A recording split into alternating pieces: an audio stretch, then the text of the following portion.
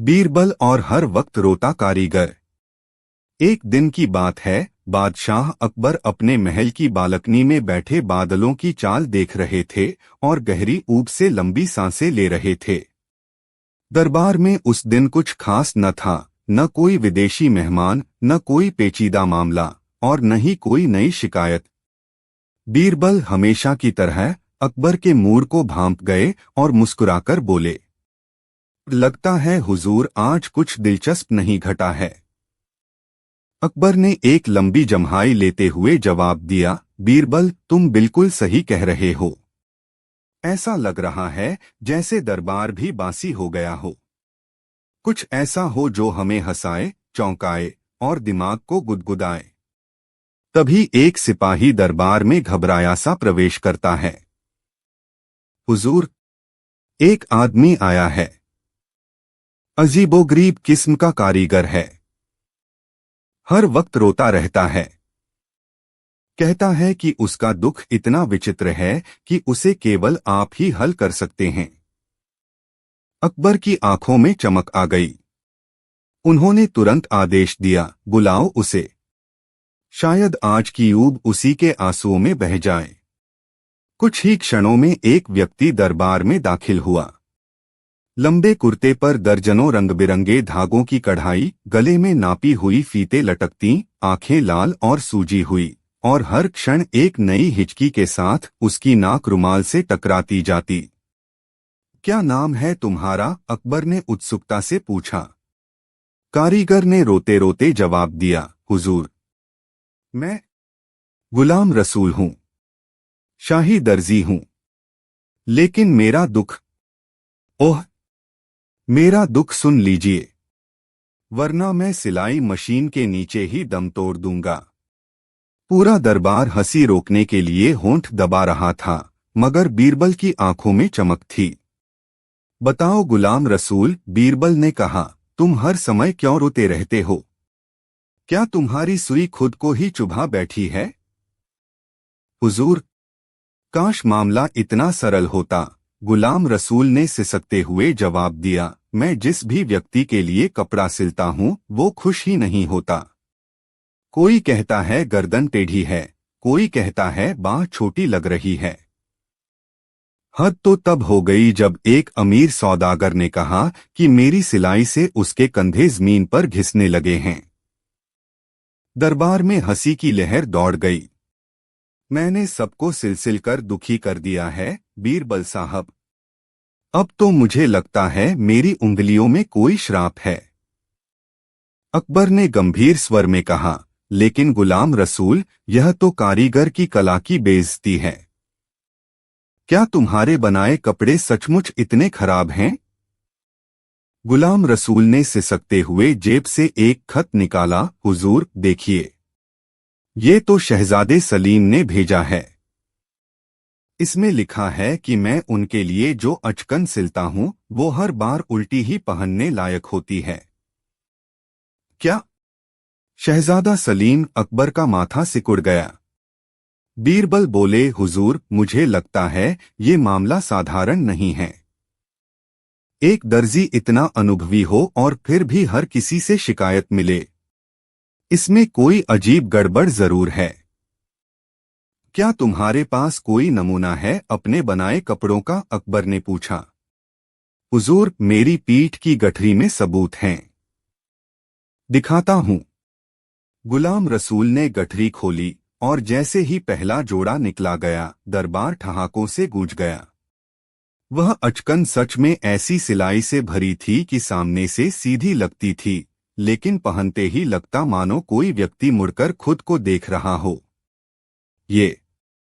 ये कैसे सिल दिया तुमने? बीरबल ने आंखें बड़ी कर लीं।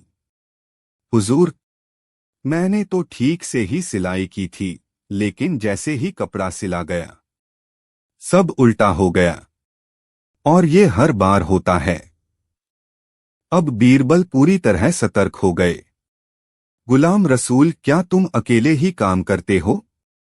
नहीं हुजूर, मेरे पास एक सहायक है, शौकत। वही कपड़ों की फिनिशिंग करता है। मैं तो सिलाई करता हूं और वो टांके मजबूत करता है। हूँ, बीरबल ने आंखें बंद कर सोचते हुए कहा। क्या तुम दरबार में कल तक कुछ और नमूने ला सकते हो? हाँ हुजूर, मैं कल ही ला दूंगा, लेकिन मैं गारंटी नहीं ले सकता कि वो पहनने लायक होंगे या नहीं। अकबर बोले, बीरबल, अब ये मामला तुम्हारे हवाले है। या तो गुलाम रसूल के आंसुओं को सूखा दो, या फिर हम सबके पेट दर्द के इलाज का इंतजाम करवाओ, क्योंकि इसको देखकर तो हंसी से फूट पड़ती है। अगले दिन गुलाम रसूल दरबार में कई जोड़ी कपड़े लेकर पहुंचा। बीरबल ने सबके सामने एक एक कपड़ा जांचा और हर एक में कोई न कोई अजीब गड़बड़ थी। कहीं बटन की लाइन पीठ पर, तो कहीं जेब पाव के पास। बीरबल ने तुरंत आदेश दिया, गुलाम रसूल को उसकी दुकान पर वापस भेजा जाए, लेकिन शौकत को दरबार लाया जाए। शौकत जब दरबार आया तो वह घबराया हुआ था। उसने एक ही सवाल का जवाब 3 बार दिया, मैं कुछ नहीं जानता। मैं सिर्फ बटन लगाता हूं। मैं कुछ नहीं जानता। बीरबल मुस्कुराए। हुजूर, मुझे लगता है अब सिलाई की सुई सही जगह चुभने वाली है, बीरबल बोले। अकबर ने कहा, तुम्हारा इशारा क्या है बीरबल? बीरबल ने धीरे से कहा, ये जानबूझकर कपड़े बिगाड़े जा रहे हैं और इसका सूत्रधार शौकत है। लेकिन क्यों? ये जानने के लिए मैं कुछ खास करना चाहूंगा। एक अदृश्य ग्राहक का आदेश। कैसा आदेश? अकबर ने पूछा। हुजूर, मैं शौकत को एक भूतिया ग्राहक का ऑर्डर दिलवाना चाहता हूं, जिसे वो जाने अनजाने कुछ कहेगा और हम सुनेंगे। 2 दिन बाद बीरबल ने एक गुप्त सैनिक को भेष बदलकर गुलाम रसूल की दुकान पर भेजा। उसने कहा, मुझे ऐसा कुर्ता चाहिए जो बिल्कुल उल्टा दिखे, लेकिन पहनने पर सीधा लगे। शौकत मुस्कुराया और बोला, तो तुम भी उसी गिरोह के हो ना? जैसे हम बाकी अधिकारियों को देते हैं, वैसे ही तुम्हें भी मिलेगा। यह सुनते ही दरबार की आंखें फटी रह गईं। बीरबल ने पर्दा हटवाया और शौकत को रंगे हाथों पकड़वा लिया। शौकत, बीरबल बोले, तुम्हारा झूठ अब सिलाई में भी नहीं छुप सकता। शौकत गिड़गिड़ाया, हुजूर, मुझे मजबूर किया गया। किसने? बीरबल ने कड़ा प्रश्न किया। शौकत कांपता हुआ बोला, हुजूर, मैं तो बस मोहरा हूं। असली खिलाड़ी तो दरबार के ही एक रईस हैं, जो हर मंत्री को बेइज्जत करने की योजना बना रहे हैं। और सिलाई में गड़बड़ियां उन्हीं के इशारे पर होती हैं। अकबर उठ खड़े हुए, कौन है वो रईस? शौकत कुछ बोलने ही वाला था कि दरबार के बाहर एक जोरदार धमाका हुआ और अफरातफरी मच गई। सैनिक भागते हुए आए, हुजूर, गुलाम रसूल के घर में आग लग गई है और शौकत गायब है। बीरबल की आंखें संकुचित हो गईं। यह साजिश कहीं गहरी है, हुजूर, और शायद दरबार के भीतर ही कोई ऐसा है जो इस आग को हवा दे रहा है। बीरबल और दरबार का सबसे सीधा आदमी। गुलाम रसूल के घर में आग की खबर फैलते ही दरबार में खलबली मच गई। बीरबल ने बिना देर किए 2 भरोसेमंद सैनिकों को मौके पर भेजा और स्वयं भी अकबर से अनुमति लेकर घटनास्थल की ओर रवाना हो गए। जब बीरबल घटनास्थल पर पहुंचे तो घर की आग बुझाई जा चुकी थी, लेकिन जो सबसे अधिक चौंकाने वाला था वह यह कि गुलाम रसूल की सिलाई की दुकान पूरी तरह जली नहीं थी। बस कपड़े के कुछ थान और एक संदूक जलाए गए थे। बीरबल ने चारों ओर ध्यान से निगाह दौड़ाई और फिर दुकान के कोने में पड़े एक जले हुए कपड़े के टुकड़े को उठाया। उस पर एक छोटा सा निशान था, हल्का सा म अक्षर। बीरबल बुदबुदाए, मसे मियां, या मिर्जा, या मुनव्वर, ये कोई आम कपड़ा नहीं। शायद इसके पीछे कोई बहुत गहरा भेद है। वापस दरबार लौटकर बीरबल ने दरबारियों की सूची मंगवाई, विशेष रूप से उन रईसों की जिनका नाम म से शुरू होता था और जो हाल में शाही दर्जी से कपड़े सिलवा चुके थे। सूची में सबसे ऊपर नाम था मिर्जा अजहरुल हक, जो एक नए नवाब थे और पिछले कुछ महीनों से ही दरबार में आने लगे थे। पहनावे में अत्यंत शाही, बोलने में तीखे और व्यवहार में थोड़े रहस्यमयी। बीरबल ने सोचा, बहुत जल्द दरबार में एक नई सिलाई होनी चाहिए, लेकिन इस बार बिना धागे के। अगले दिन दरबार। बीरबल ने बादशाह अकबर के सामने अपनी योजना रखी। हुजूर, मैं चाहता हूं कि हम एक ऐसा सम्मान समारोह रखें जिसमें हर मंत्री को गुलाम रसूल के बनाए नए वस्त्र पहनाकर मंच पर बुलाया जाए, लेकिन हर वस्त्र पर एक विशेष प्रकार का चिन्ह हो जो सिर्फ मुझे और आपको पता हो। अकबर मुस्कराए, बीरबल, अब मैं जान गया हूं कि ये समारोह कपड़े से ज्यादा बुद्धि की नुमाइश होगा। बीरबल ने हुक्म दिया कि गुलाम रसूल और उसकी टीम फिर से बुलाए जाएं और इस बार विशेष निगरानी में कपड़े तैयार कराए जाएं। गुलाम रसूल, जो अब तक खुद को व्यर्थ समझ रहा था, बीरबल की यह योजना सुनते ही उसकी आंखों में चमक लौट आई। वह बोला, हुजूर, मुझे एक और मौका मिला, इससे बड़ा इनाम कुछ नहीं। सम्मान समारोह का दिन। दरबार में चारों ओर रेशमी सजावट, महकते इत्र और नर्म कालीन बिछे थे। हर मंत्री को मंच पर बुलाया गया और सबको गुलाम रसूल के नए तैयार किए गए कपड़े पहनाए गए।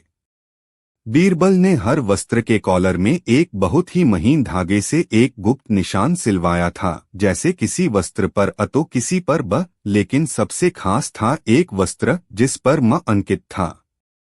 वह वस्त्र मिर्जा अजहरुल हक को दिया गया। अकबर ने सभा में ऐलान किया, आज हम दरबार के उन सच्चे सेवकों को खोजने जा रहे हैं जो राज्य के खिलाफ किसी प्रकार की साजिश में शामिल नहीं हैं। जिनके वस्त्र पर विशेष चिन्ह होगा वे निरीह होंगे, बाकी जांच के दायरे में रहेंगे। मिर्जा अजहरुल हक का चेहरा एक पल को पीला हुआ, फिर उसने मुस्कराकर कहा, हुजूर, यह तो बहुत रोचक विचार है। बीरबल ने कहा, अब हम एक छोटा प्रयोग करेंगे। दरबार में जो कपड़े अब तक बिगड़े हुए सिलकर आते थे, उनमें किसी न किसी रूप में एक ऐसा संकेत होता था जो उन्हें जानबूझकर अनुपयोगी बनाता था। मैंने वह संकेत पहचान लिया है और गुलाम रसूल के पुराने कपड़ों से उसे निकालकर आज के कपड़ों में जोड़ा है। अकबर ने पूछा, तो मतलब वो संकेत अब किसी के वस्त्र में है? बीरबल बोले, हाँ हुजूर, और ये संकेत एक प्रकार की सिलाई की भाषा है जिसे सिर्फ कोई उच्च प्रशिक्षित कारीगर ही जान सकता है। अब बीरबल ने एक रहस्यमयी लकड़ी का डब्बा मंगवाया। उसमें एक विशेष प्रकार की धूप रखी गई थी जो उस साजिशी सिलाई के धागे को गर्म करते ही नीला कर देती थी। बीरबल ने सभी दरबारियों के वस्त्रों पर उस धूप को पास किया, लेकिन केवल मिर्जा अजहरुल हक की अचकन के कॉलर पर नीला धागा उभर आया। पूरा दरबार स्तब्ध रह गया। बीरबल मुस्कराए, हुजूर, यही वो धागा है और यही वो आदमी जो शौकत के जरिए कपड़ों में गड़बड़ी करवा रहा था ताकि दरबारियों की सार्वजनिक छवि खराब हो और धीरे धीरे वह खुद विश्वसनीय बनकर आपका विश्वास जीत सके। अकबर गुस्से में बोले, मिर्जा अजहरुल हक, तुमने दरबार की गरिमा के साथ खिलवाड़ किया। तुम्हारी सजा तय है। मिर्जा खड़ा हुआ पर शांत स्वर में बोला, हुजूर, सजा से पहले एक सच सुन लीजिए, ये सब मैंने अकेले नहीं किया। बीरबल चौकन्ने हो गए। कौन है तुम्हारे साथ? मिर्जा ने धीमे से कहा, आपके ही दरबार का एक ऐसा व्यक्ति जो हमेशा सीधा बनता है, हर मसले में शांत रहता है और हर फैसले में हाँ जी कहता है। वही असली सूत्रधार है। मैं तो केवल उसका मोहरा हूं। अकबर ने कहा, कौन है वो? नाम बताओ। मिर्जा कुछ कहने ही वाला था कि तभी एक दरबारी अंदर दौड़ता हुआ आया और बोला, हुजूर, शाही खजाने से एक मुहर गायब हो गई है और मुहरची हरनामदास लापता हैं। बीरबल के होठों पर एक धीमी मुस्कान आई। अब कारीगर का रोना तो थमा, लेकिन लगता है अगली साजिश खजाने से शुरू हुई है। हर समस्या का हल आंसू में नहीं, समझ में होता है। और बीरबल की बुद्धि सुई की नोक पर भी राज खोल सकती है। अगली कहानी। दरबार में बजी नारियल की तालियां। एक दिन की बात है। बादशाह अकबर के दरबार में उस सुबह कुछ अजीब ही हलचल थी। चुपके चुपके मंत्रियों के बीच कोई गुप्त कानाफूसी हो रही थी। हर कोई किसी अदृश्य डर से सहमा हुआ था, जैसे आसमान से कोई गड़गड़ाता नारियल किसी के सिर पर गिरने वाला हो। बीरबल, जो दरबार में अपनी शांत मुस्कान और तीखी बुद्धि के लिए प्रसिद्ध थे, यह माहौल तुरंत भांप गए। उन्होंने इधर उधर नजरें दौड़ाई। सेनापति, खजांची, ज्योतिषी, वकील और यहाँ तक कि राजा के नाई तक, सबके चेहरे पर एक किस्म की घबराहट थी। बादशाह अकबर को यह सब देख कोई खास बात नहीं लगी। उन्होंने अपने आरामगाह की ओर रुख किया और जाते जाते कहा, बीरबल, आज कुछ न कुछ पक रहा है। देख लेना, शाम तक दरबार की छत जरूर हिलेगी। बीरबल मुस्कराए। जहां मूर्खता की भाप हो हुजूर, वहां कुछ न कुछ उबलेगा ही। अगली सुबह नया आदेश, नया उलझा। दरबार में एक अजीब आदेश आया। बादशाह ने ऐलान किया कि राज्य में हर उस व्यक्ति को चिन्हित किया जाएगा जो बहुत ज्यादा ईमानदार हो। ईमानदार? पूरे दरबार में सन्नाटा छा गया। एक दरबारी फुसफुसाया, अब ये कैसा नियम है? जो आदमी सबसे सीधा सच्चा हो, अब वही शक के घेरे में? दूसरा दरबारी बोला, कहीं ये बीरबल की चाल तो नहीं? तीसरा दरबारी बोला, बीरबल होता तो हंसते हुए ही हमारी गर्दन नपवा देता। और ठीक तभी बीरबल वहां आ गए। किसकी गर्दन किसने मांगी? उन्होंने सीधे पूछा। सब दरबारी चुप। बीरबल मुस्कराए, चलिए, मुझे वो नाम बताइए जो इतना ईमानदार है कि ईमानदारी खुद उसे देखकर जलन खाए। ज्योतिषी चिढ़ते हुए बोला, मुझे क्या पता, मैं तो सिर्फ ग्रह नक्षत्रों का हाल जानता हूं। बीरबल बोले, तो क्या ईमानदारी का ग्रह उल्टा चल रहा है दरबार में? खुशबूदार हंसी की एक लहर दरबार में फैल गई, पर बीरबल अब गंभीर हो गए। एक रहस्यमयी याचिका। इसी दौरान एक बुजुर्ग व्यक्ति मामूली कपड़ों में दरबार में हाजिर हुआ। हाथ में एक चिट्ठी थी। उसने कहा, हुजूर, मेरा नाम हरदास है। मैं अपने गांव में ईमानदारी से नारियल बेचा करता हूं। लेकिन अब मुझ पर चोरी का झूठा इल्जाम लगाया गया है, क्योंकि मैंने तहसीलदार को रिश्वत देने से मना कर दिया। बीरबल ने उसकी ओर देखा। उसकी आंखों में गुस्सा नहीं, दुख था। बादशाह ने कहा, यह मामला तो छोटा है, बीरबल सुलझा देंगे। बीरबल ने पूछा, हरदास, तुम्हारे गांव में नारियल की क्या खासियत है? हरदास बोला, हुजूर, वहां के नारियल जमीन से नहीं, पेड़ से खुद कूदकर नीचे आते हैं। सारा दरबार हंस पड़ा। बीरबल की भौहें उठीं। अच्छा, ये पेड़ इतने ईमानदार हैं कि खुद नारियल नीचे फेंकते हैं? हरदास गंभीर था। हुजूर, जो बात मजाक जैसी लगे, वो कभी कभी बहुत गहरा इशारा देती है। गांव की जांच। बीरबल ने अगले ही दिन उस गांव में जाने का आदेश दिया। साथ गए एक गुप्त सैनिक और एक दरबारी जो हरदास पर शक कर रहा था। गांव पहुंचते ही बीरबल ने कुछ अजीब देखा। वहां सच में नारियल कई बार बिना किसी इंसान की मदद के नीचे गिरे मिलते थे। लेकिन जब उन्होंने पास की झाड़ियों में जाकर देखा, वहां किसी ने नारियल के तनों से जुड़ी पतली रस्सी बांधी हुई थी, जिसे खींचने पर ऊपर से नारियल गिरते थे। बीरबल मुस्कराए। दरबार में पर्दाफाश। अगली सुबह बीरबल ने सबको बुलाया और कहा, कल रात मैंने एक नारियल को उड़ते देखा और वो सीधा तहसीलदार की झोंपड़ी में गिरा और उसके अंदर एक नोट मिला। ईमानदारी बिकती नहीं, तो टूट जाती है।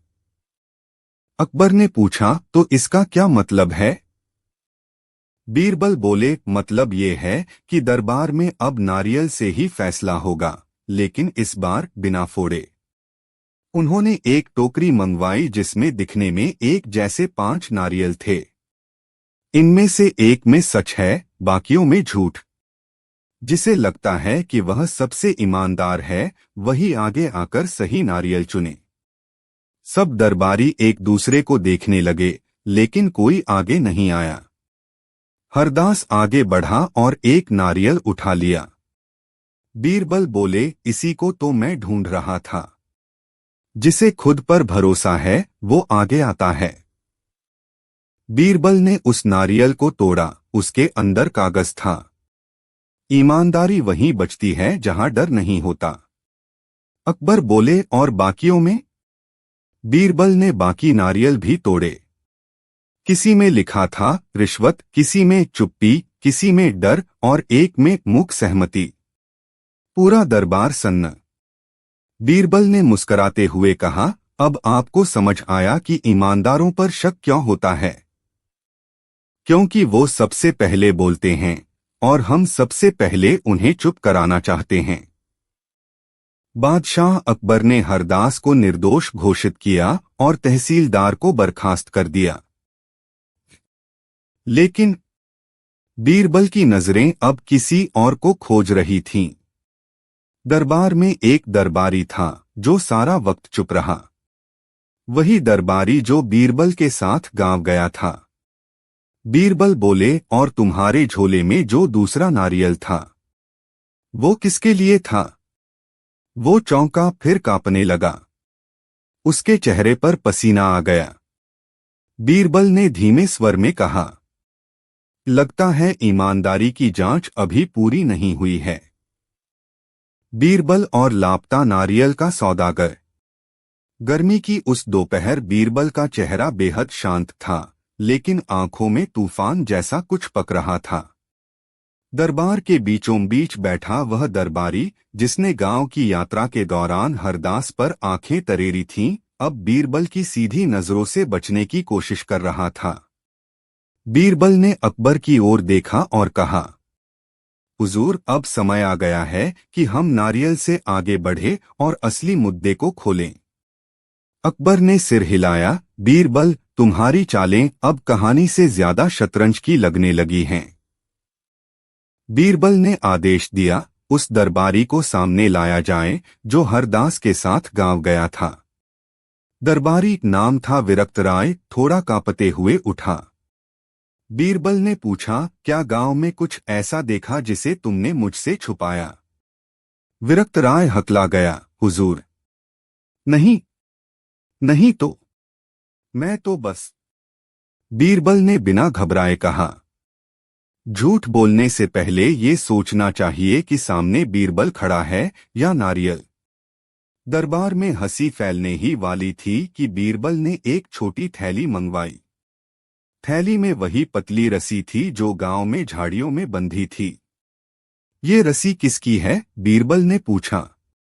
विरक्त राय का चेहरा पीला पड़ गया।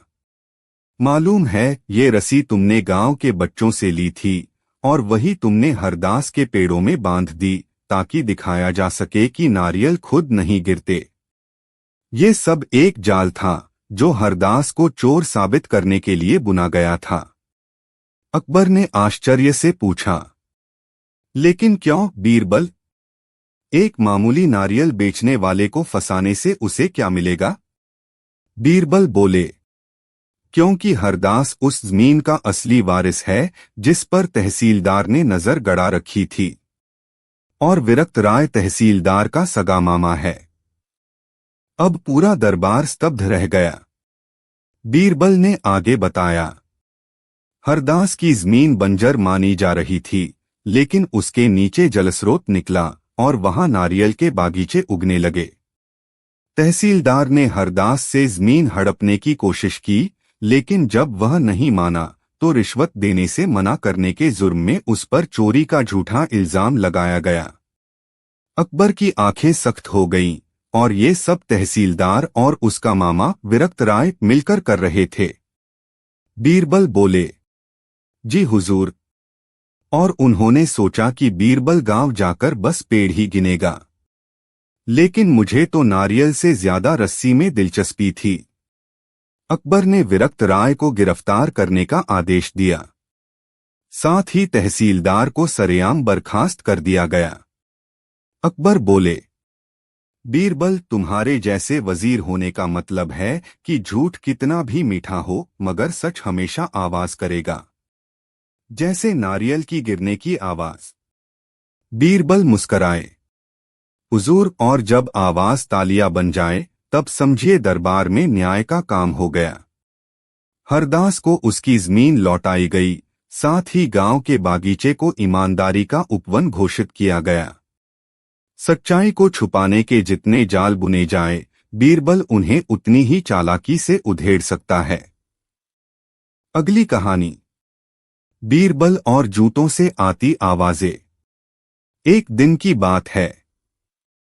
बादशाह अकबर के दरबार में गर्मियों की उनीदी दोपहर चल रही थी। हर दरबारी पंखे की तरफ टकटकी लगाए बैठा था और बीरबल हमेशा की तरह अपनी आंखों में शरारत लिए दरबारियों की ऊब को चुपचाप पढ़ रहे थे। तभी महल के मुख्य द्वार पर अचानक एक हंगामा सा मचा। दो सिपाही दरबार में एक अजीब व्यक्ति को लेकर आए, लंबा, दुबला और सिर से पांव तक स्याह रंग के कपड़ों में लिपटा। वह चलते हुए अजीब आवाजें कर रहा था, टप्प टप्प, ठप्प टप्प।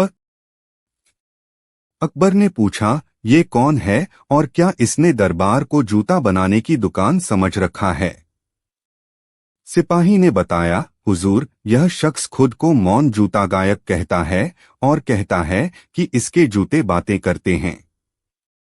दरबार ठहाकों से गूंज गया। बीरबल ने कहा, हुजूर, जब लोग बात नहीं कर पाते तो जूते ही बोलते हैं।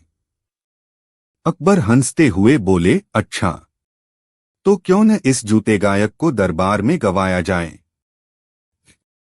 जूते की जुबान। गायक ने अपनी बेल्ट खोली और धीरे धीरे एक जोड़ी पुराने घिसे हुए जूते उतारे। उन्हें जमीन पर रखते ही आवाज आई, चप्पल चप्पल चप्पल। गायक बोला, हुजूर, ये कह रहे हैं कि आपके दरबार में कोई सच्चा नहीं है। अकबर चौंके, ये जूते ऐसा कैसे कह सकते हैं? बीरबल मुस्कराए, शायद इनकी तली में सच की मिट्टी लगी हो। गायक ने दूसरा जूता उठाया। अब आवाज आई, धप्प धप्प। ये कह रहा है, गायक बोला, कि दरबार में कोई झूठा व्यक्ति है जो बड़ी ऊंची कुर्सी पर बैठा है। अकबर ने हंसते हुए पूछा, क्या मतलब है इसका? मेरी कुर्सी पर? गायक चुप रहा। दरबार सन्न हो गया। बीरबल ने उस गायक को एक कोने में बुलाया और पूछा, तुम क्या साबित करना चाहते हो? उसने फुसफुसाकर कहा, मैं एक दर्जी हूं बीरबल जी। मुझे धोखा देकर खजांची ने मेरे पैसे हड़प लिए और जब मैंने आवाज उठाई तो मुझे पागल घोषित कर दरबार से भगा दिया गया। एक जूतों भरी योजना। बीरबल ने सारी बात समझ ली। उन्होंने गुप्त रूप से दर्जी को कहा, कल दरबार में आकर कहना कि तुम्हारे जूते किसी के काले कारनामों की कहानी खोलने वाले हैं और इसके लिए तुम्हें दरबार के हर व्यक्ति की कुर्सी के नीचे जाना होगा। अगले दिन ऐसा ही हुआ। गायक ने जूते को अकबर की कुर्सी के नीचे ले जाकर कहा, यहाँ सिर्फ न्याय की गंध है। फिर बीरबल की कुर्सी, यहाँ चतुराई की खुशबू है। जो ही वह खजांची की कुर्सी के नीचे गया, उसने जोर से कहा, यहाँ तो रिश्वत, चालाकी और धोखेबाजी की बदबू है।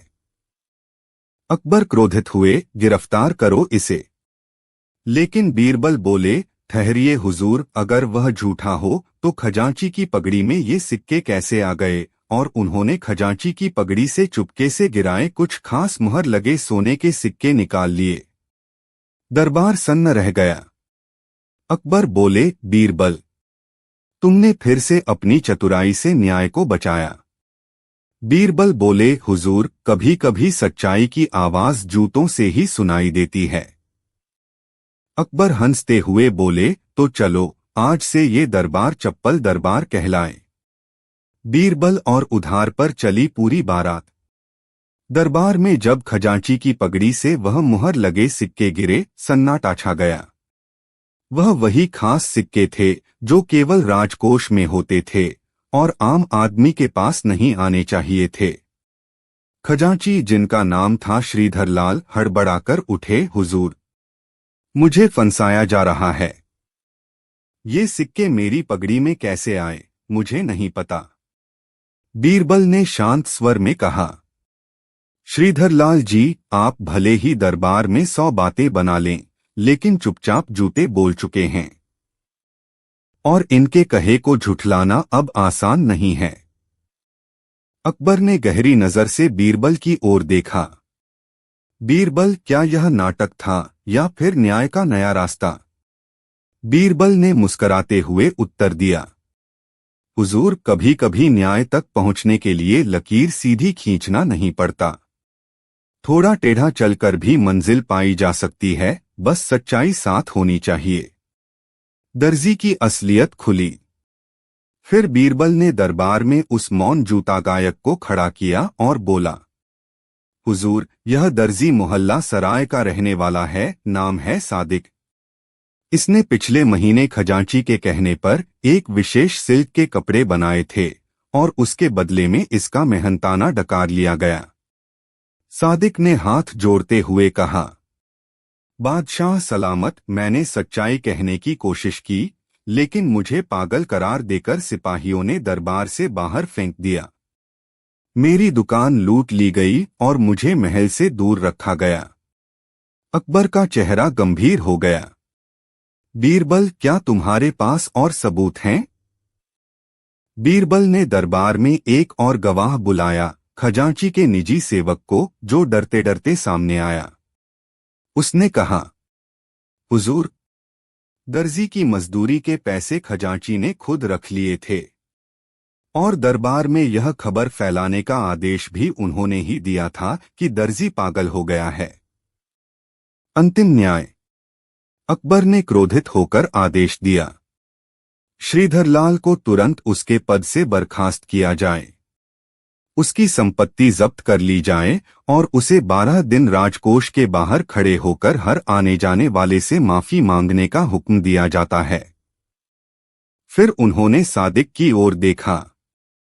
सादिक, अब से तुम शाही दरबार के दर्जी होगे और तुम्हारे बनाए वस्त्र केवल सच्चाई ढंकेंगे, झूठ नहीं। दरबार तालियों से गूंज उठा। आखिरी सवाल, अकबर ने बीरबल से पूछा। बीरबल, एक बात बताओ, अगर वो जूते न होते तो क्या तुम सच्चाई तक पहुंच पाते? बीरबल हंसे, हुजूर, जूते तो सिर्फ जरिया थे, असली आवाज तो सच्चाई की थी और सच्चाई को छुपाने के लिए झूठ जितना भी ऊंचा चप्पल पहन ले, अंत में फिसल ही जाता है। अकबर बोले, तब तो हमें अपने महल में एक जूता संग्रहालय भी बनवा लेना चाहिए। बीरबल झुके और बोले, जरूर हुजूर, लेकिन वहां सिर्फ सच्चाई वाले जूते रखें, वरना झूठ खुद चलकर दरबार आ जाएगा। कहानी समाप्त। अगली कहानी, बीरबल और नील रंग की छतरी। एक दिन की बात है। दरबार में सुबह सुबह हलचल मची हुई थी। बादशाह अकबर मुस्कराते हुए एक रंग-बिरंगी छतरी को निहार रहे थे जो उनके सामने रखी थी। छतरी न सिर्फ नील रंग की थी बल्कि उस पर बारीक चांदी के काम की झालरें थीं और हैंडल पर सोने की नक्काशी। पूरा दरबार बस उस छतरी को देखे जा रहा था। यह छतरी थी ही इतनी अनोखी। अकबर ने कहा, ये छतरी कल शाम मेरे महल के द्वार पर मिली। किसी ने न तो दरबान को दी, न किसी नाम की चिट्ठी थी, लेकिन यह इतनी सुंदर है कि मैंने इसे राजसिंहासन के पास रखवा दिया। बीरबल मुस्कराए, हुजूर, छतरी की सुंदरता से ज्यादा रोचक तो इसका यहाँ पहुँचना है। क्या आपने यह जानने की कोशिश की कि ये किसकी है? अकबर बोले, यही तो जानना है और इसके लिए तुम्हारी जरूरत है। बीरबल ने छतरी को ध्यान से देखा, उसकी कढ़ाई, हैंडल, किनारों की सिलाई, हर चीज बारीकी से परखी। फिर उसने मुस्कराकर कहा, हुजूर, इस छतरी की कहानी इसकी सिलाई में छिपी है और मुझे पूरी दरबार की जरूरत पड़ेगी इसे समझने में। अकबर ने तुरंत आदेश दिया कि दरबार के सभी प्रमुख अधिकारी और शहर के प्रतिष्ठित नागरिक दरबार में उपस्थित हों। छतरी और सवाल। बीरबल ने सभा के सामने 3 प्रश्न रखे। 1. इस छतरी में कौन सा धागा इस्तेमाल हुआ है? 2. ये छतरी किसने बनाई? 3. और किसने इसे दरबार के सामने चुपचाप रख छोड़ा? दरबारियों ने एक दूसरे की ओर देखा, कुछ ने मुस्कुराकर कंधे उचका दिए, कुछ ने अपनी निगाहें नीचे कर लीं। बीरबल ने कहा, छतरी की हालत, उसके नुकीले सिरे और हैंडल की ऊंचाई देखकर मैं कह सकता हूं कि इसे बहुत ध्यान से किसी ऐसे व्यक्ति ने बनाया है जो कपड़े और हथकरघा दोनों में माहिर हो। एक कारीगर बोला, मालिक, यह सिलाई मेरी नहीं है, पर इस तरह की छतरियां आम तौर पर गुलाबचंद नामक छत्रकार ही बनाते हैं। बीरबल ने गुलाबचंद को बुलवाया। गुलाबचंद आया, उसने छतरी को दूर से देखा और बोला, बाबा रे बाबा, यह मेरी ही छतरी है जो मैंने रतन सेठ के ऑर्डर पर बनाई थी। बीरबल ने आंखें सिकोड़ लीं, रतन सेठ कौन? गुलाबचंद बोला, हुजूर, वह शहर के अमीर व्यापारियों में से एक हैं। कुछ दिन पहले उन्होंने यह छतरी बनवाकर कहा था कि इसे किसी अनोखे दिन किसी अनोखे शख्स तक पहुंचाना है। बीरबल ने तुरंत रतन सेठ को बुलवाया। एक व्यापारी की चाल। रतन सेठ दरबार में आया। उसने सफेद जरी की अचकन पहन रखी थी और उसके माथे पर पसीना था। उसने छतरी देखी और तुरंत कहा, जी हाँ, यह मेरी बनवाई हुई है, लेकिन मुझे नहीं मालूम कि यह महल तक कैसे पहुंची। बीरबल मुस्कराया, रतन सेठ, किसी व्यापारी का माल उसकी जानकारी के बिना राजमहल पहुंच जाए, ये तो व्यापारियों की दुनिया में सबसे बड़ा अपशगुन माना जाता है ना? रतन सेठ ने घबराकर सिर झुका लिया, हुजूर। दरअसल बीरबल ने उसकी ओर झुकते हुए कहा, दरअसल मैंने यह छतरी एक विशेष प्रयोजन से बनवाई थी। रतन सेठ की आवाज कांप रही थी। मुझे लगा कि अगर बादशाह सलामत तक मेरा उपहार पहुंचे तो मेरे व्यापार की कुछ मुश्किलें हल हो सकती हैं। लेकिन मुझे डर था कि अगर मैं खुलकर दूंगा तो लोग कहेंगे कि मैंने रिश्वत दी है। इसलिए मैंने इसे गुप्त रूप से भेजा। दरबार में फुसफुसाहट शुरू हो गई। अकबर ने गंभीर स्वर में कहा, तो तुमने सोचा कि उपहार चुपचाप दो और बादशाह को प्रभावित करो। बीरबल बोले, हुजूर, इससे भी ज्यादा गंभीर बात यह है कि अगर हर व्यापारी अपनी समस्या सुलझाने के लिए गुप्त छतरियां भेजने लगे तो न्याय कहाँ रहेगा? अकबर ने कहा, बीरबल, अब इस मामले को कैसे सुलझाया जाए? बीरबल बोले, इसका हल सिर्फ छतरी में नहीं है, बल्कि उस सोच में है जो ये छतरी लेकर आई। मुझे कुछ और जांच करनी होगी, हुजूर। कहानी में नया मोड़। बीरबल उस शाम शहर के पश्चिमी हिस्से में गया जहां व्यापारियों की मंडी थी। वहां उसने गुलाबचंद से छतरी के ऑर्डर का असली दस्तावेज मंगवाया। दस्तावेज पर रतन सेठ का नाम था, लेकिन उसमें हस्ताक्षर अलग थे, एक कोने में भी जैसा चिन्ह बना था। बीरबल ने ध्यान से देखा और मुस्कराया। तो ये कहानी सिर्फ एक व्यापारी की नहीं, बल्कि 2 व्यापारियों की है। बीरबल बुदबुदाया। अगली सुबह बीरबल दरबार पहुंचा और एक नई जानकारी साझा की। हुजूर, इस छतरी को रतन सेठ ने नहीं, बल्कि वीर सेठ ने बनवाया था, जो रतन सेठ का सबसे बड़ा प्रतिद्वंद्वी है। उसने जानबूझकर छतरी पर रतन सेठ का नाम डलवाया ताकि उसे बदनाम किया जा सके। दरबार फिर स्तब्ध हो गया। लेकिन कैसे सिद्ध हुआ? अकबर ने पूछा। बीरबल बोले, छतरी की डिलीवरी रसीद में एक छोटे वी निशान के साथ हस्ताक्षर हैं, जो वीरसेठ हमेशा करता है। और गुलाबचंद ने यह दस्तावेज देखकर खुद स्वीकार किया कि ऑर्डर करने वाला वही था। अकबर ने अपनी तलवार की मूठ पर हाथ रखा। क्या मतलब?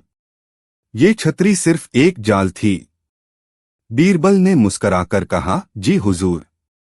छतरी का असली रंग नीला नहीं, बदनीयती था, जो बादशाह को प्रभावित कर किसी और को फंसाने की योजना थी।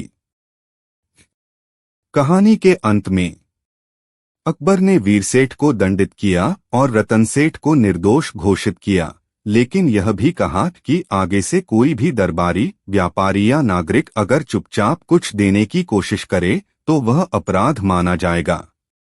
बीरबल ने अंत में धीरे से कहा, हुजूर, अगली बार अगर कोई छतरी पहुंचे तो उससे पहले उसकी छाया देखना जरूरी है। अकबर हंसते हुए बोले, और छाया भी ऐसी हो जो बीरबल की तरह बुद्धिमान हो। बीरबल और उधार पर चली पूरी बारात। दरबार में वीरसेठ की साजिश का पर्दाफाश हो चुका था। रतनसेठ को बदनामी के कगार से खींचकर बाहर निकाला गया था और नील रंग की छतरी अब महज एक जरिया बन चुकी थी, एक और साजिश की। लेकिन बीरबल की नजरें अब भी शांत नहीं थीं। अकबर ने उसे बुलाया और कहा, बीरबल, तुमने वीरसेठ की चाल को नाकाम किया, लेकिन मेरे मन में एक सवाल अब भी है, ये छतरी महल तक पहुंची कैसे? महल की सुरक्षा इतनी सख्त होती है कि चिड़िया भी पर नहीं मार सकती, फिर किसी अनजान उपहार का ऐसे पहुंच जाना किसी बड़ी लापरवाही का संकेत है। बीरबल मुस्कराया, हुजूर, इस सवाल का जवाब सिर्फ दरबार में नहीं, शहर की गलियों में छुपा है। राजमहल के दरबानों की जांच। बीरबल ने महल के हर द्वारपाल और रक्षक से पूछताछ शुरू की। एक बूढ़े दरबान ने डरते डरते बताया, हुजूर, उस रात एक बारात महल के पिछले रास्ते से गुजरी थी। उनकी ढोलनगाड़ों की आवाज और नाचते घोड़ों के बीच हम सब थोड़ी देर के लिए भ्रमित हो गए थे। बारात? बीरबल चौंक पड़ा। जी हाँ, पूरी बारात, बाजे, घोड़े, बारातिये और पालकी, सब कुछ था। लेकिन अजीब बात ये कि बारात किसी दुल्हन को लेने नहीं आई थी। वो महल की ओर बढ़ी और फिर बिना शोर शराबे के लौट गई। बीरबल की आंखों में चमक आ गई। बुद्धि बनाम बारात। अगले ही दिन बीरबल ने नगर में सूचना फैलाई कि नगर की सुरक्षा अब और सख्त होगी। जो भी बारात अब महल की ओर बिना पूर्व सूचना के निकलेगी, उसे पकड़ लिया जाएगा। उसी रात बीरबल ने कुछ सैनिकों को छिपाकर महल के पिछले रास्ते पर तैनात किया। रात के दूसरे पहर वही ढोल, वही घोड़े, वही नाचते हुए बारातिये फिर महल की ओर बढ़ने लगे। लेकिन इस बार बीरबल तैयार था। सैनिकों ने बारात को चारों ओर से घेर लिया। जैसे ही दुल्हन की पालकी खोली गई, भीतर कोई नहीं था, बल्कि वही नील छतरी एक सुनहरे रेशमी कपड़े में लिपटी रखी थी। उसके साथ एक पुर्जा था। हम फिर आएंगे। यह सिर्फ शुरुआत है। बीरबल ने वह पुर्जा पढ़ा और अकबर को दिखाया। साजिश की परतें। बीरबल ने शहर के दर्जनों बारातियों को पकड़वाया और पूछताछ में पता चला कि वे पैसे लेकर बारात में शामिल हुए थे। किसी वीरदास नामक व्यक्ति ने उन्हें इकट्ठा किया था। यह वीरदास वही था जो पहले वीरसेठ का मुनीम हुआ करता था और अब उसका सारा कारोबार अपने नाम करने की योजना बना रहा था। बीरबल ने अकबर से कहा, हुजूर, अब ये लड़ाई सिर्फ क्षत्रियों की नहीं, बल्कि सत्ता, चालाकी और व्यापार की हो चली है। वीरसेठ तो सिर्फ मोहरा था। असली खिलाड़ी वीरदास है, जो अब खुलकर सामने नहीं आ रहा, बल्कि बारात और उपहारों की आड़ लेकर दरबार को डगमगाने की कोशिश कर रहा है। अकबर बोले, क्या वह हमें खुले दरबार में चुनौती देना चाहता है? बीरबल मुस्कराया। नहीं, वह हमें गुप्त रूप से शर्मिंदा करना चाहता है, ताकि दरबार का रुतबा कम हो, आपके विरोधी कह सकें कि बादशाह का महल भी सुरक्षित नहीं, और फिर वह अपने आदमी आपके करीब बिठा सके। अकबर चिंतित हुए, इसका इलाज क्या है? बीरबल की योजना। बीरबल ने एक योजना बनाई। अगली बार उसी रास्ते से एक नकली बारात निकाली गई जो बीरबल ने ही बनवाई थी। उस बारात में भी छतरी थी, लेकिन छतरी के भीतर एक छोटा जाल था जिसमें एक खास रसायन भरा था। जैसे ही वीरदास के आदमी ने छतरी उठाकर वापस जाने की कोशिश की, उस रसायन ने छतरी से तेज धुआं छोड़ना शुरू किया और पूरे इलाके में अलार्म बज गया। वीरदास भागने की कोशिश करता, इससे पहले ही सिपाहियों ने उसे पकड़ लिया। उसे दरबार में पेश किया गया। अंतिम न्याय। वीरदास ने घुटनों पर गिरकर कबूल किया कि वह वीरसेठ के व्यापार को हड़पना चाहता था और फिर छतरी जैसी दुर्लभ वस्तुएं बनाकर दरबार में भ्रम फैलाना चाहता था ताकि उसे बादशाह से नजदीकी मिले। बीरबल ने कहा, हुजूर, यह आदमी केवल छल से नहीं, चतुराई से भी खतरनाक है। इसे अगर माफ किया गया तो अगली बार यह छतरी नहीं, कोई और चीज लेकर आएगा। अकबर ने वीरदास को देश से निर्वासित कर दिया और उसका सारा धन राजकोष में जब्त करने का आदेश दिया। रंग बदलती छतरी और चतुराई। अंत में वह नील छतरी अब भी दरबार में थी, लेकिन अकबर ने उसे महल की छत पर टांगने का आदेश दिया, यह कहते हुए, यह छतरी अब प्रतीक होगी एक राजा की चौकसी और एक मंत्री की चतुराई की। बीरबल मुस्कराए और बोले, और एक सीख की कि जो बारात बिना दुल्हन के निकले उसमें जरूर कोई साजिश छुपी होती है। अकबर ने हंसते हुए कहा, और ऐसी बारातों के स्वागत के लिए दरबार में हमेशा तुम्हारी जरूरत रहेगी। बीरबल और उड़ता हुआ खट्टा आम। रात बीत गई, बारातें बंद हो गईं और वीरदास अब निर्वासन में था। मगर नील रंग की छतरी अब भी महल की छत पर हवा में लहरा रही थी, एक प्रतीक बन चुकी थी दरबार की सतर्कता और बीरबल की चतुराई का। पर बीरबल जानता था, कुछ न कुछ बाकी है। एक सुबह जब बादशाह अकबर बाग में टहल रहे थे, अचानक एक आम उनके सिर के ऊपर से उड़ता हुआ निकला। हाँ, सचमुच उड़ता हुआ। वह न ज्यादा ऊंचाई पर था, न बिल्कुल जमीन से सटा। जैसे कोई अदृश्य हाथ उसे हवा में धीरे धीरे बहाकर ले जा रहा हो। अकबर चौंके। उन्होंने आम की दिशा में दौड़ते हुए कहा, ये क्या तमाशा है? आम बाग के एक कोने में जाकर जमीन पर गिरा। तभी वहां खड़ा एक नौकर हड़बड़ाकर आगे बढ़ा, आम उठाया और छुपाने की कोशिश करने लगा। अकबर ने सिपाहियों को बुलाया, उस नौकर को पकड़ो। नौकर का पता हुआ सामने आया। आम को एक बार फिर देखा गया, उसमें कोई भी रस नहीं था। वह नकली था, उसके भीतर बारीक तांबे की गोलियां और एक छोटा सा यंत्र भरा हुआ था। बीरबल को बुलाया गया। बीरबल की जांच। बीरबल ने आम को उलट-पलट कर देखा और तुरंत कहा, हुजूर, यह कोई साधारण आम नहीं है। यह एक यांत्रिक युक्ति है जिसकी सहायता से कुछ भेजा जा सकता है बिना देखे। क्या कोई संदेश? अकबर ने पूछा। जी, या फिर कोई छोटा सा जासूसी यंत्र? बीरबल ने उस नौकर से पूछा, तुमने ये कहां से पाया? नौकर रोने लगा, हुजूर, 3 दिन पहले कोई व्यक्ति आया था। बोला कि वह राजमहल के बगीचे में आम भेजेगा और अगर मैं उन्हें उठा लूं और महल के रसोइये तक पहुंचा दूं तो मुझे इनाम मिलेगा। उस व्यक्ति का नाम? बीरबल की आवाज सख्त थी। नाम नहीं बताया, पर वो नीला कुर्ता पहने हुए था और उसकी आंखें टेढ़ी थीं। बीरबल को जैसे बिजली का झटका लगा। एक और परत। बीरबल को याद आया, वीरदास का एक पुराना साथी हुआ करता था झब्बू कासिम, जिसे दरबार से सालों पहले निकाला गया था जब उसने मुहर लगे दस्तावेजों की नकल करने की कोशिश की थी। वो एक चालाक यांत्रिक था जो उड़ती चीजें और बोलते खिलौने बनाने में माहिर था। बीरबल ने अंदेशा जताया, मुझे डर है कि यह कोई और नई साजिश है जो हमारे खिलाफ अब तकनीक के जरिए रची जा रही है। अकबर ने आदेश दिया, पूरा महल छान मारा जाए। महल में छुपी जासूसी।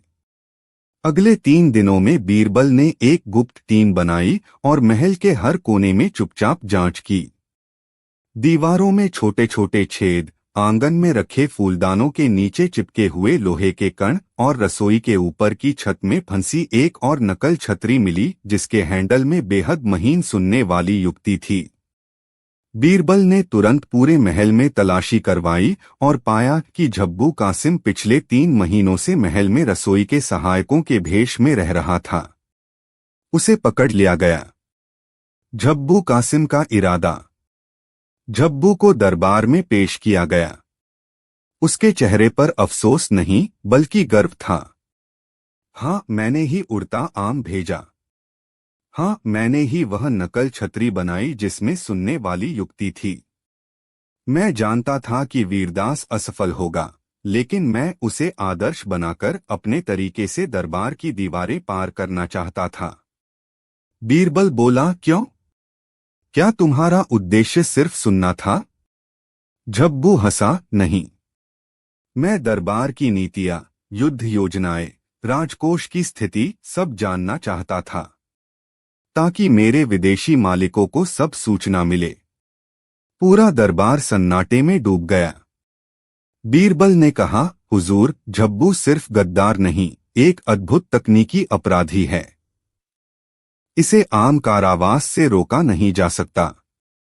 अकबर ने विचार किया और फिर बोले, इसका दिमाग इतना तेज है कि अगर बुराई में लगा तो राजमहल ढह सकता है, लेकिन अगर इसी बुद्धि को सही दिशा दी जाए, बीरबल बोले, तो वह पूरे राज्य की सुरक्षा का प्रहरी बन सकता है। परिवर्तन की राह।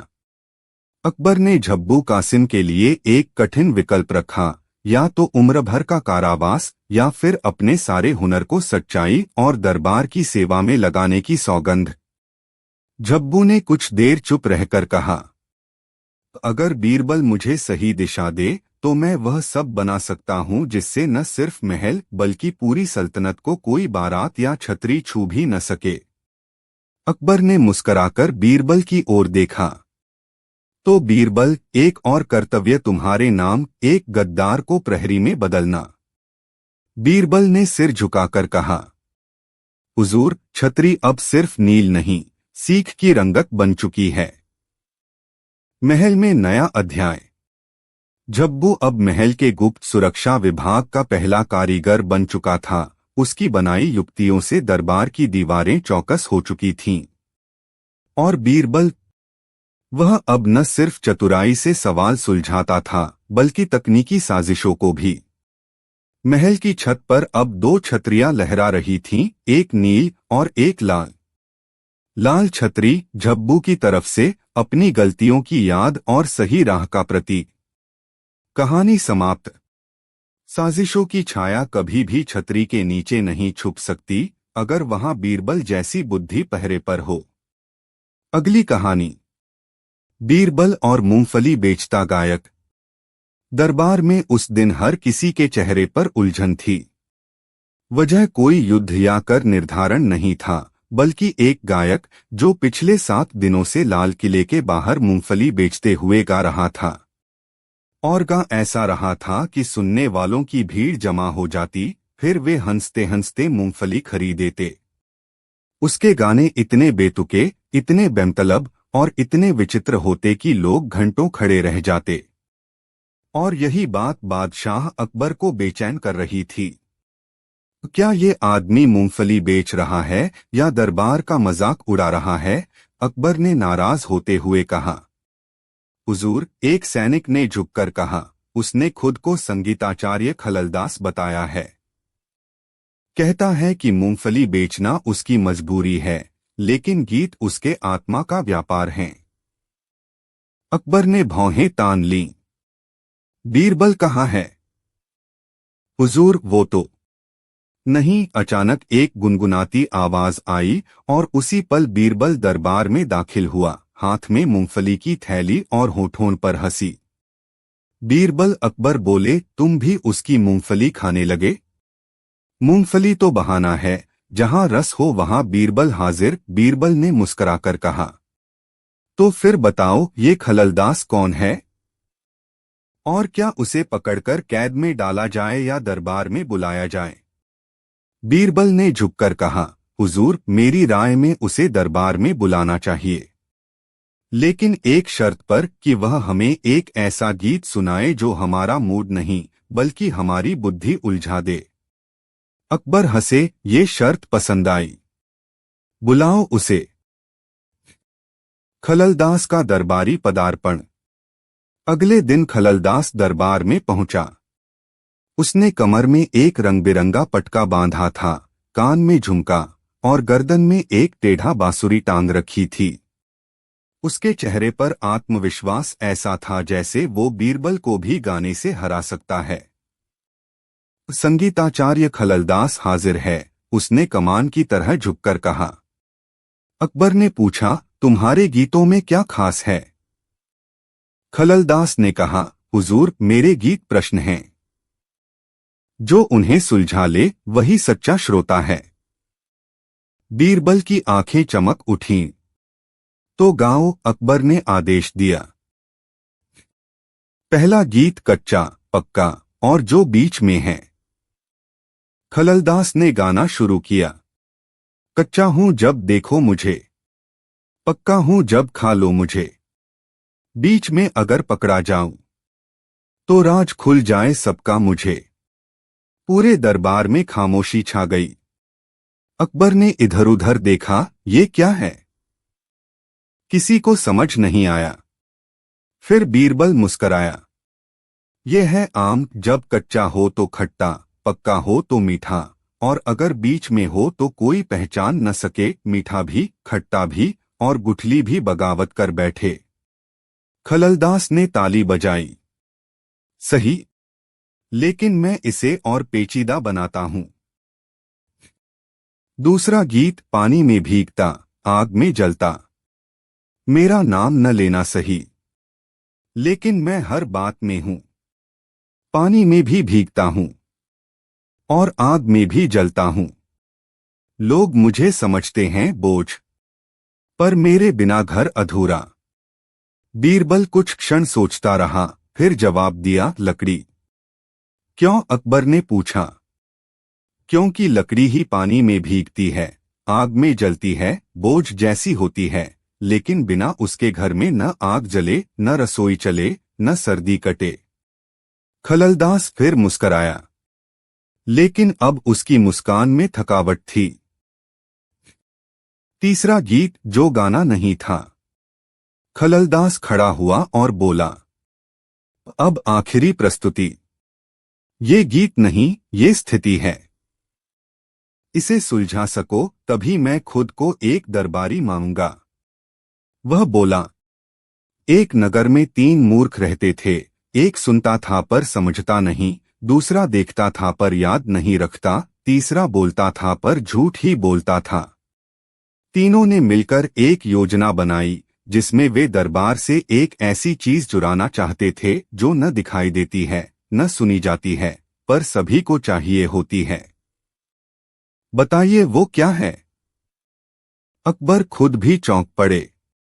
ये कोई पहेली है या कोई चाल? बादशाह ने पूछा। बीरबल अब गंभीर हो गया। ये 3 मूर्ख नहीं, दरबार में मौजूद कुछ लोग हैं जो सच्चाई से आंखें फेर कर सत्ता, नाम और प्रभाव चुराना चाहते हैं, यानी सम्मान। ये न दिखता है, न सुनाई देता है, पर सबको चाहिए होता है।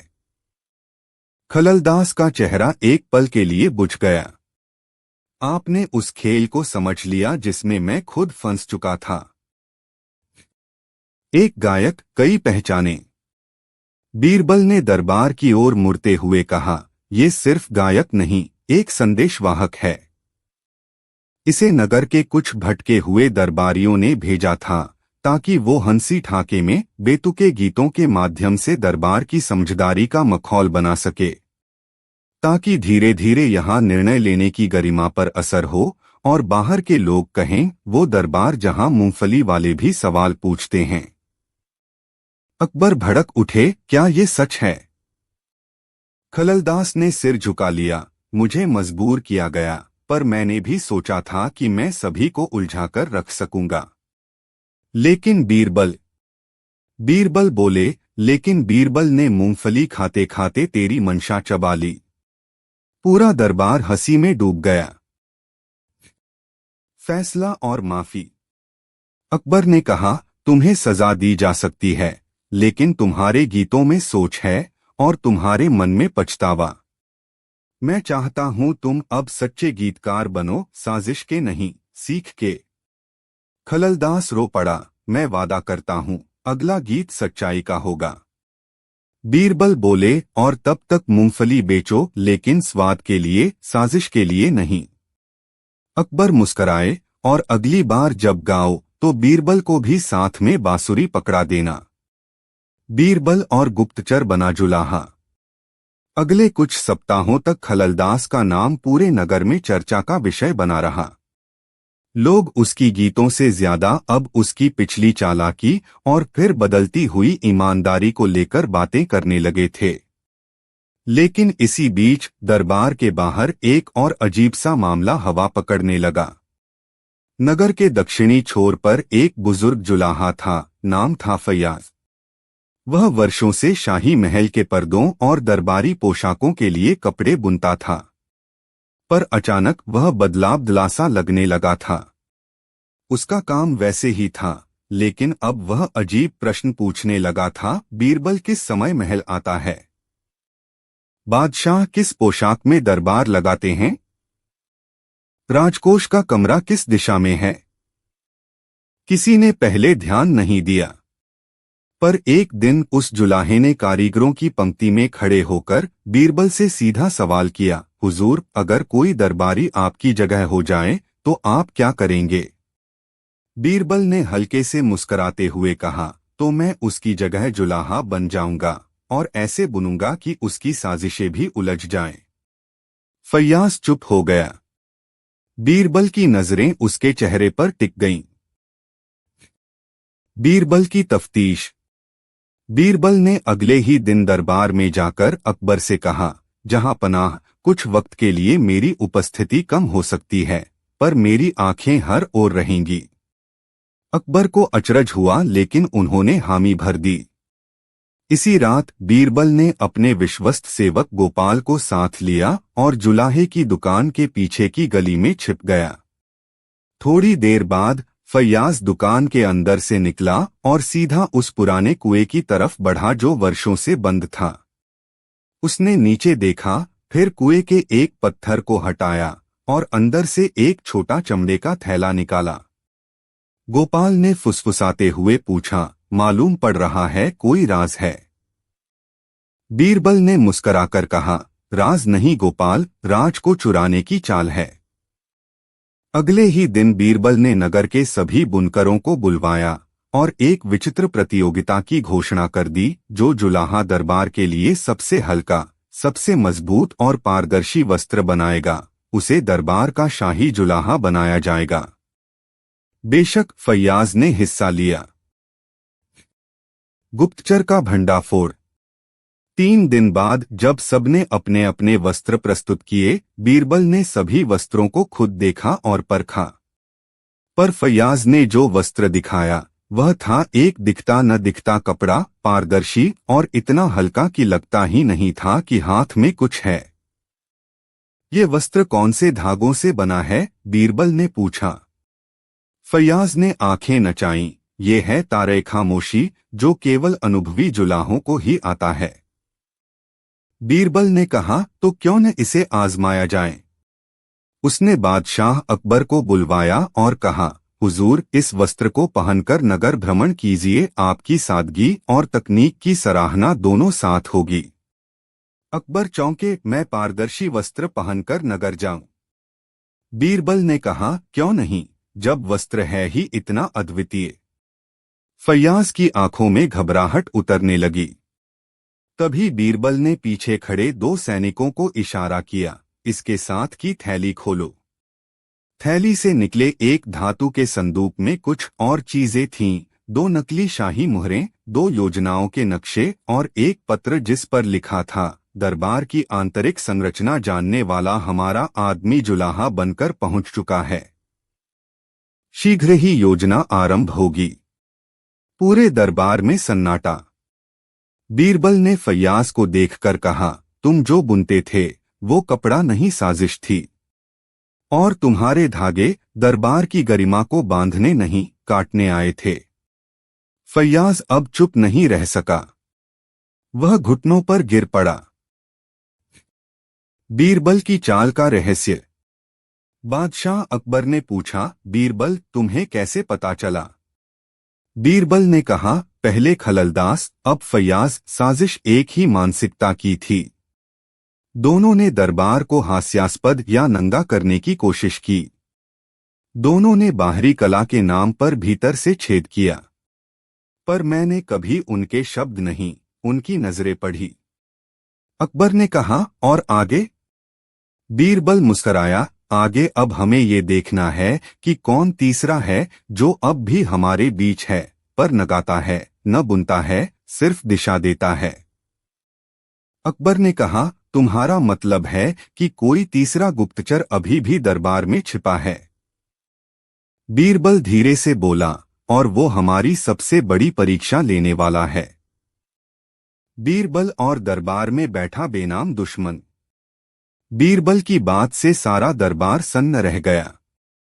एक गुप्तचर पकड़ा गया था, फैयाज जुलाहा। दूसरा खललदास गायक प्रायश्चित की राह पर था।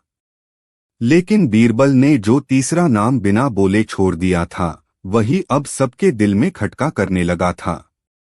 बादशाह अकबर ने गहरी आवाज में पूछा, बीरबल तुम्हारा इशारा किसकी ओर है? बीरबल बोला, हुजूर, जिसे हम ढूंढ रहे हैं वो हमारी ही कुर्सियों के बीच बैठा है। दरबार की किसी कुर्सी पर। वो हंसता है, सिर हिलाता है, सलाह देता है। लेकिन अंदर ही अंदर हमारी जड़ों में दीमक लगा चुका है। अकबर की आंखों में चौंक का भाव था। कौन है वह? बीरबल ने धीमे स्वर में कहा। उसे पहचानने के लिए कोई तलवार नहीं, कोई गवाह नहीं चाहिए। उसे पकड़ने के लिए हमें धैर्य और सवालों की जरूरत है। दरबार में 3 दिन की चुप्पी। बीरबल ने अगले 3 दिन तक दरबार में कोई सलाह नहीं दी। सिर्फ चुपचाप हर दरबारी के उत्तर, प्रतिक्रियाएं और चाल को देखता रहा। राजकोष का मंत्री, खगोलज्ञ, न्यायाधीश, संगीताचार्य, तंबूरा वादक, नर्तकियों का प्रबंधक, यहाँ तक कि रसोइयों का प्रमुख भी उसकी नजरों के घेरे में था। तीसरे दिन एक बहुत ही अजीब घटना घटी। शाही भंडार में जो मसालों की थैली हर महीने तुर्किस्तान से आती थी, वह इस बार बिना किसी मुहर के आ गई। पर भीतर वही मसाले थे, वही पैकिंग, सिर्फ शाही छाप नहीं थी। अकबर ने भौहें सिकोड़ लीं। क्या हमारा दुश्मन अब हमारी ही थाली में घुस आया है? बीरबल चुप था। फिर उसने आदेश दिया, भंडार के पिछले 6 महीनों की रसीदें मंगवा।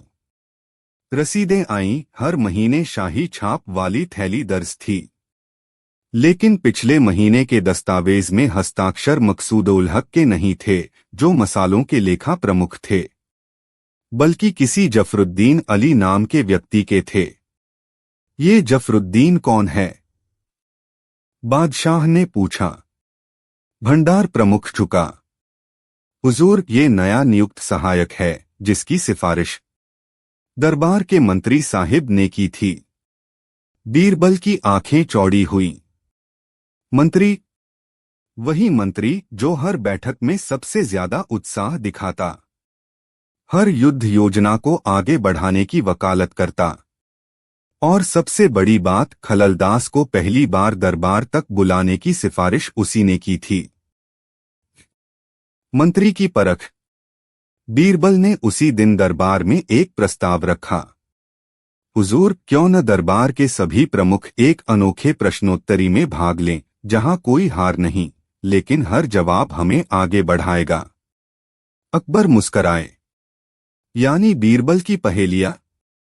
बीरबल ने कहा, नहीं, यह उन लोगों के लिए है जो बहुत ज्यादा समझदार बनते हैं, उन्हें जरा उलझाना जरूरी है। सभी दरबारी एकत्र हुए। बीरबल ने पूछा, अगर एक गुप्तचर आपके ही घर में पनाह मांगे और आप उसे पहचान न पाएं तो गलती उसकी है या आपकी? सभी दरबारी सोच में पड़ गए। संगीताचार्य बोला, गुप्तचर की। तंबूरा वादक बोला, दोनों की। रसोइयों का प्रमुख बोला, मेरी तो नहीं। लेकिन मंत्री चुप रहा। बीरबल ने उसे लक्ष्य कर कहा, मंत्री साहब, आप क्या कहते हैं? मंत्री ने एक पल को सिर झुकाया और फिर धीरे से कहा, गलती उस घर की, यानी मेरी।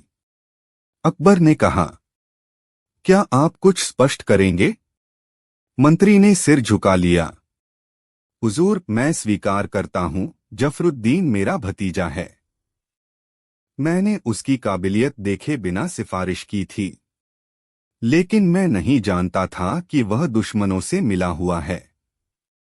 बीरबल ने उसे घूरते हुए कहा, मगर खललदास को बुलवाने का सुझाव किसने दिया था?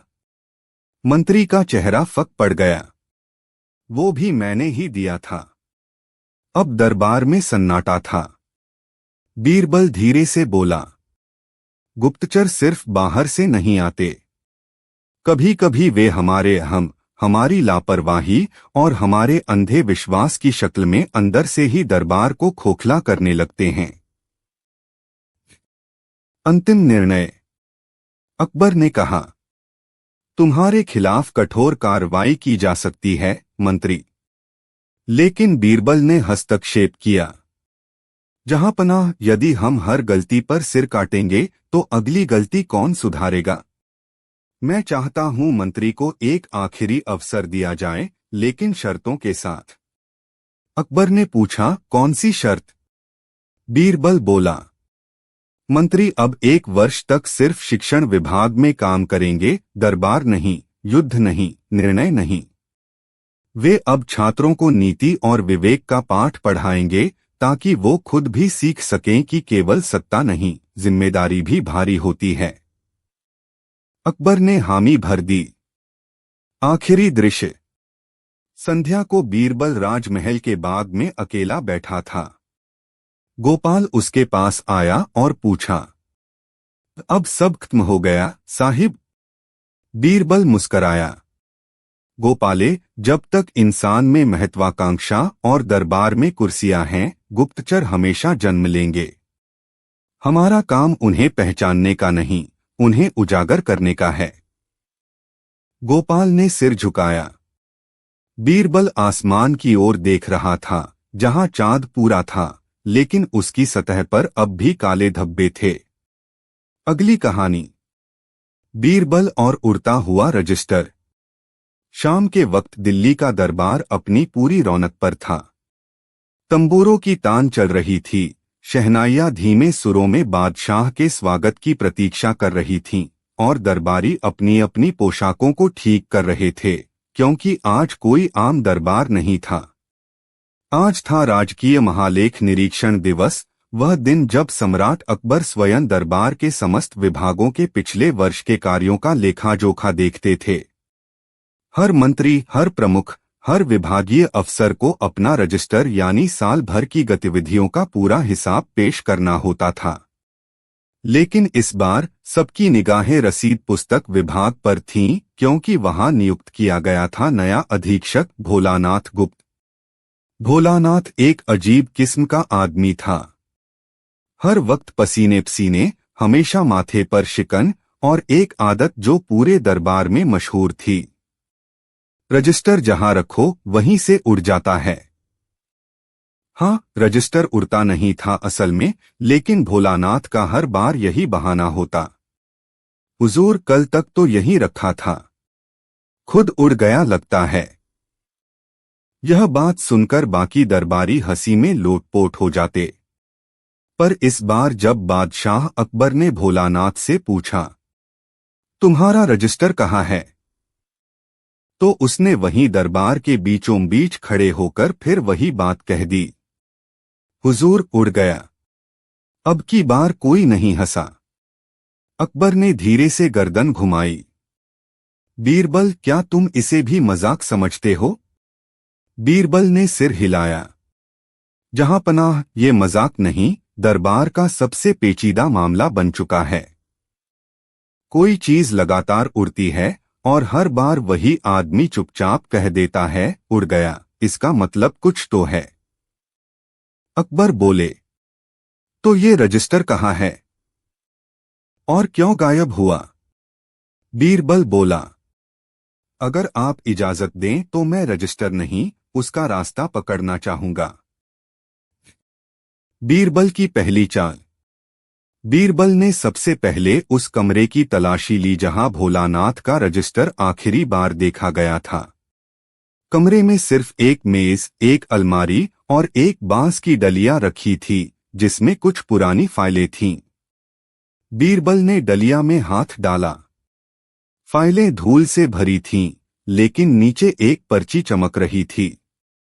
पढ़ा तो लिखा था, यदि रजिस्टर उड़ गया है तो वह जरूर उड़ने से पहले किसी के हाथ लगा होगा, और अगर हाथ नहीं लगा तो पाँव तो जरूर लग गया होगा।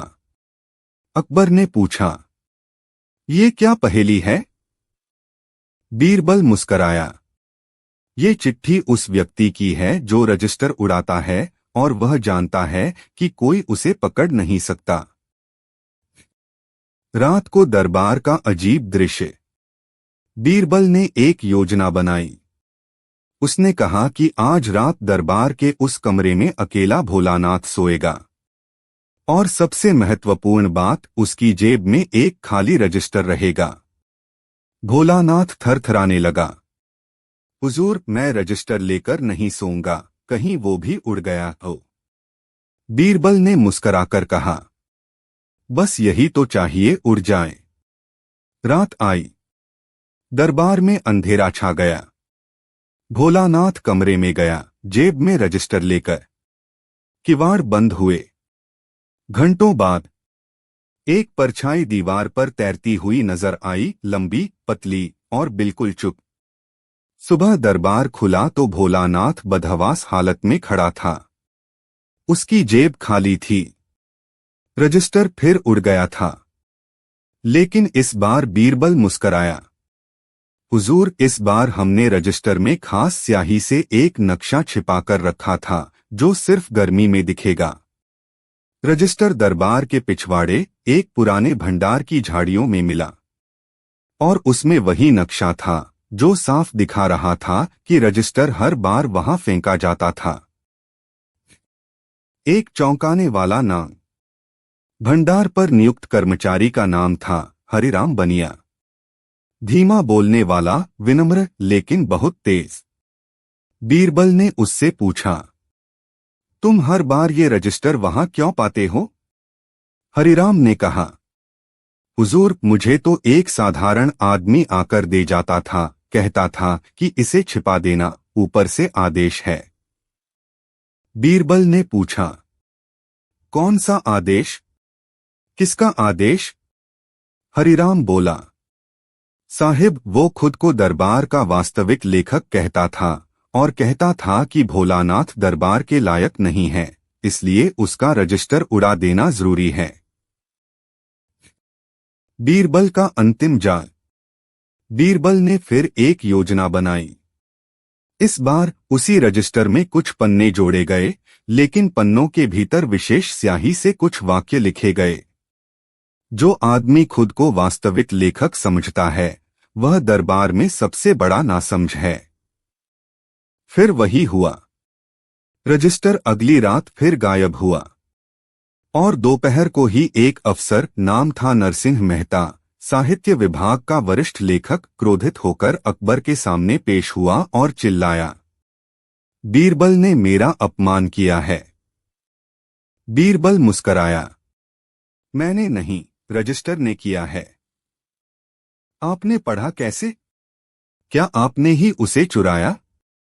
नरसिंह मेहता को जैसे करंट लग गया। दरबार में सन्नाटा छा गया। बीरबल ने सबके सामने घोषणा की, हुजूर, यही हैं हमारे उड़ते रजिस्टर के मुख्य सूत्रधार। हर बार ये भोलानाथ के काम से ईर्ष्या रखते थे और चाहते थे कि उसका रिकॉर्ड खराब हो। हर बार ये ही रजिस्टर चुराकर भंडार में फिंकवाते थे ताकि भोलानाथ को अयोग्य साबित किया जा सके। अकबर की आंखों में चमक थी। बीरबल, तुम्हारी नीति, तुम्हारी योजनाएं और तुम्हारी चुप्पी तीनों ही हमारे दरबार की असली ताकत हैं। बीरबल ने मुस्कराकर कहा, जहां पनाह, उड़ता कुछ भी नहीं, बस हम देखना बंद कर देते हैं। और जब कोई देखता है तो रजिस्टर भी बोल पड़ता है। बीरबल और वो आदमी जो खुद को अपना ही बाप समझता था। दरबार में सब कुछ शांत चल रहा था। पिछली घटना, उड़ता हुआ रजिस्टर, अब इतिहास बन चुकी थी।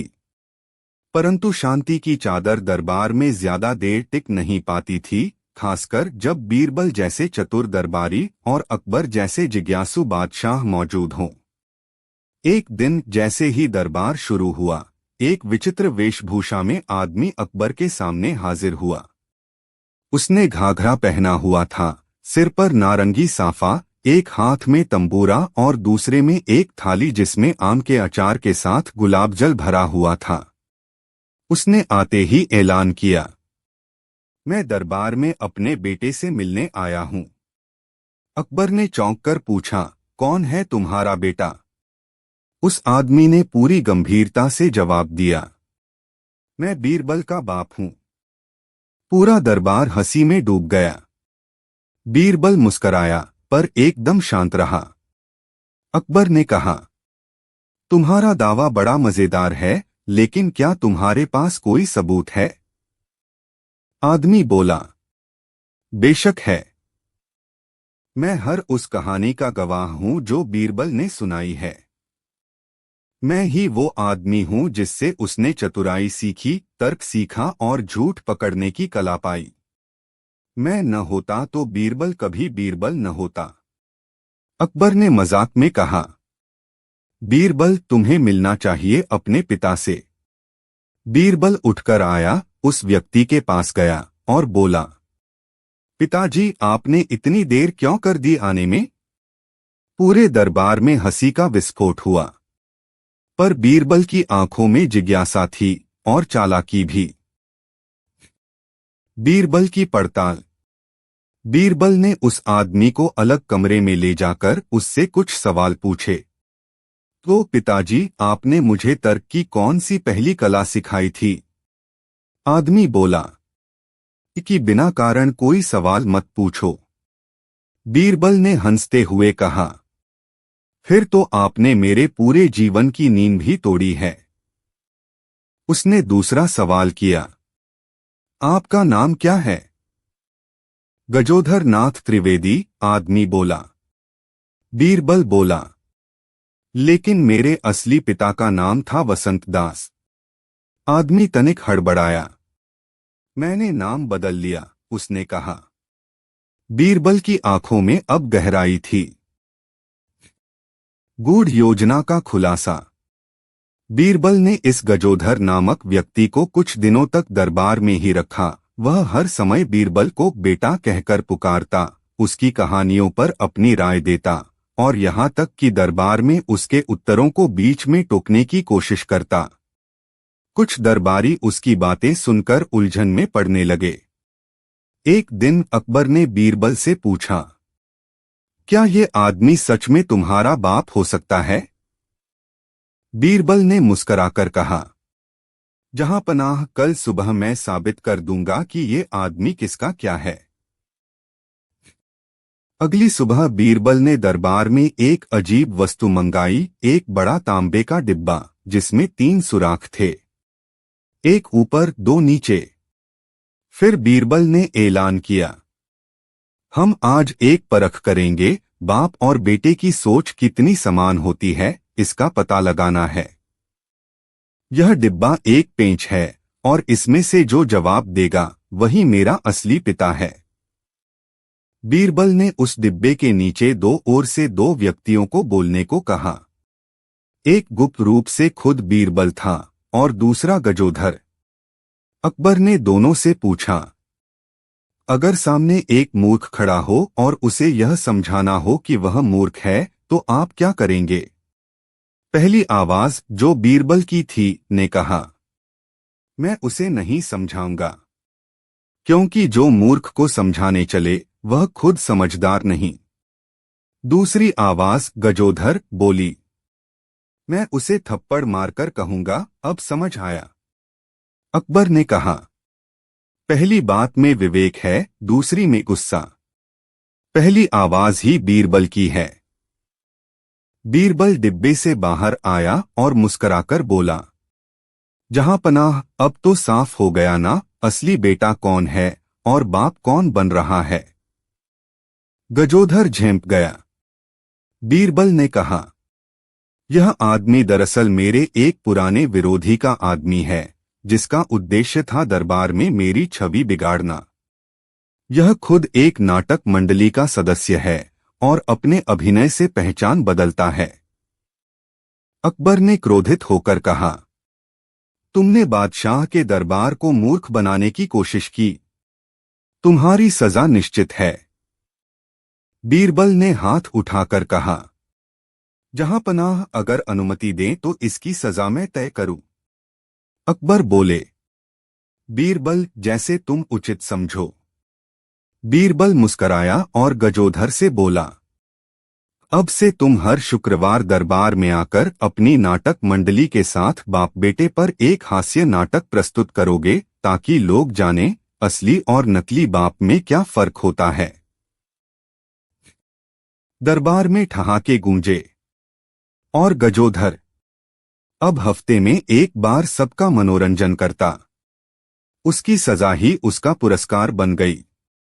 अकबर ने बीरबल से कहा, बीरबल, अगर हर झूठ के पीछे तुम्हारी मुस्कान और चतुराई हो तो हम चाहेंगे कि दरबार में हर दिन कोई न कोई झूठ बोला जाए।